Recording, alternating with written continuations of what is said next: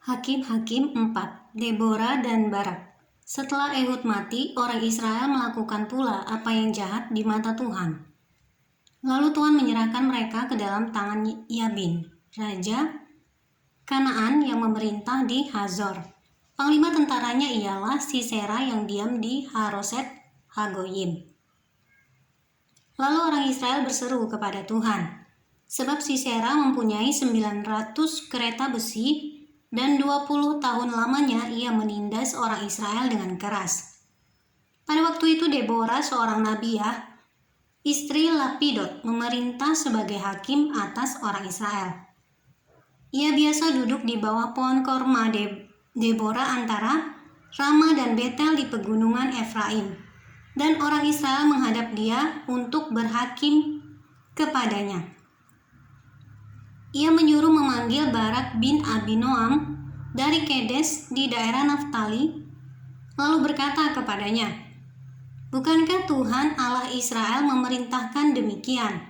Majulah, bergeraklah menuju Gunung Tabor dengan membawa 10.000 orang Bani Naftali dan Bani Zebulon bersama-sama dengan engkau. Dan aku akan menggerakkan Sisera, panglima tentara Yabin, dengan kereta-keretanya dan pasukan-pasukannya menuju engkau ke sungai Kison, dan aku akan menyerahkan dia ke dalam tanganmu." Jawab Barak kepada Debora, "Jika engkau turut maju, aku pun maju, tetapi jika engkau tidak turut maju, aku pun tidak maju." Kata Debora, "Baik, aku turut, hanya engkau tidak akan mendapat kehormatan dalam perjalanan yang engkau lakukan ini, sebab Tuhan akan menyerahkan Sisera ke dalam tangan seorang perempuan." Lalu Debora bangun berdiri dan pergi bersama-sama dengan Barak ke Kedes. Barak mengerahkan suku Zebulon dan suku Naftali ke Kedes, maka 10.000 orang maju mengikuti dia. Juga Debora maju bersama-sama dengan dia. Adapun Heber orang Keni itu telah memisahkan diri dari suku Keni dari anak-anak Hobab ipar Musa, dan telah berpindah-pindah memasang kemahnya sampai ke pohon Tarbantin di Zaanaim yang dekat Kedes. Setelah dikabarkan kepada Sisera bahwa Barak bin Abinoam telah maju ke Gunung Tabor, dikerahkannyalah segala keretanya, 900 kereta besi dan seluruh rakyat yang bersama-sama dengan dia, dari Haroset Hagoyim ke sungai Kison. Lalu berkatalah Debora kepada Barak, "Bersiaplah, sebab inilah harinya Tuhan menyerahkan Sisera ke dalam tanganmu. Bukankah Tuhan telah maju di depan engkau?" Lalu turunlah Barak dari Gunung Tabor dan 10.000 orang yang mengikuti dia.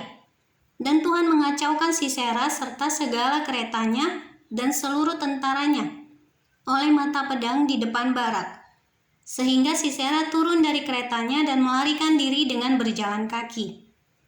Lalu Barak mengejar kereta-kereta dan tentara itu sampai ke Haroset Hagoyim, dan seluruh tentara Sisera tewas oleh mata pedang. Tidak ada seorang pun yang tinggal hidup. Tetapi Sisera dengan berjalan kaki melarikan diri ke kemah Yael, istri Heber, orang Keni itu. Sebab ada perhubungan baik antara Yabin, raja Hazor dengan keluarga Heber, orang Keni itu. Yael itu pun keluar mendapatkan Sisera, dan berkatalah kepadanya, "Singgahlah, tuanku, silakan masuk, jangan takut."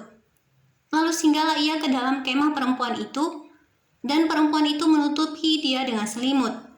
Kemudian berkatalah ia kepada perempuan itu, "Berilah kiranya aku minum air sedikit, aku haus." Lalu perempuan itu membuka kirbat susu, diberinyalah dia minum dan diselimutinya pula.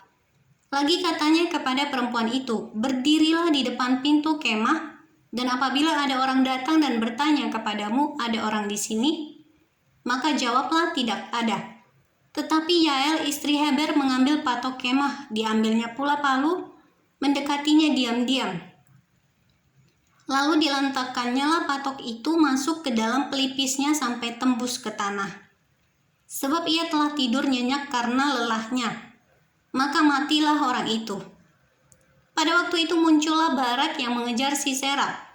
Keluarlah Yael mendapatkan dia dan berkata kepadanya, Mari, aku akan menunjukkan kepadamu orang yang kau cari itu. Lalu masuklah Barak ke dalam dan tampaklah Sisera mati tergeletak dengan patok dalam pelipisnya.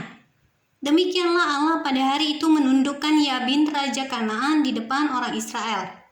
Dan kekuasaan orang Israel kian keras menekan Yabin, raja Kanaan, sampai mereka melenyapkan Yabin raja Kanaan itu.